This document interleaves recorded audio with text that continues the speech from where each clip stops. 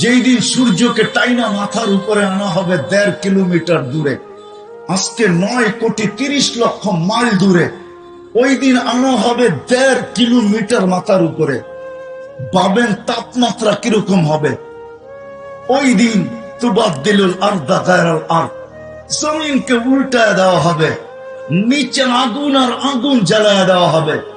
আল্লাহ রসুলকে জিজ্ঞাসা করছে কেমন আগুন হবে, তো বলছে লাউ উলকিয়া জিবালাদ দুনিয়া লাযাবা, যদি দুনিয়ার কঠিন পাথরের পাহাড় নিক্ষেপ করা হয় তাহলে নিক্ষেপ করতে দেরি মমের মতো গলতে দেরি হবে না। নিচে জ্বলবে ওই আগুন, মাথার উপরে হবে সূর্য। লা ইয়াজাল কাদাম, পাও হেলাইতে দিবে না, শরীরে কোনো কাপড় থাকবে না। হফাতান ওরাতান, শরীরে কোনো কাপড় থাকবে না, পায়ে কোনো জুতা থাকবে না।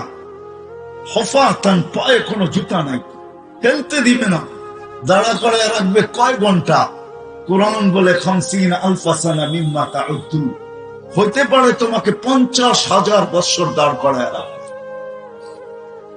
কেন? হিসাব কিতাব আল্লাহ মিলায় নিবে না, আমাকে মিলায় দিতে হবে।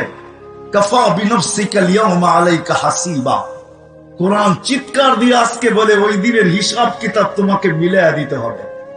আপনি ভাবেন এমনি চলেন?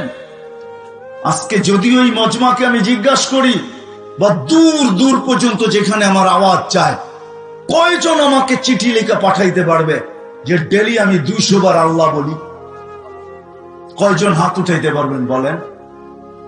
একজন হাত উঠাইলো। কয়জন বলতে পারেন যে কন্টিনিউ একদিনও আমার মিস হয় না, আমি ডেলি 200 বার আল্লাহ বলি? কয়জন হাত উঠাইতে পারবেন? অথচ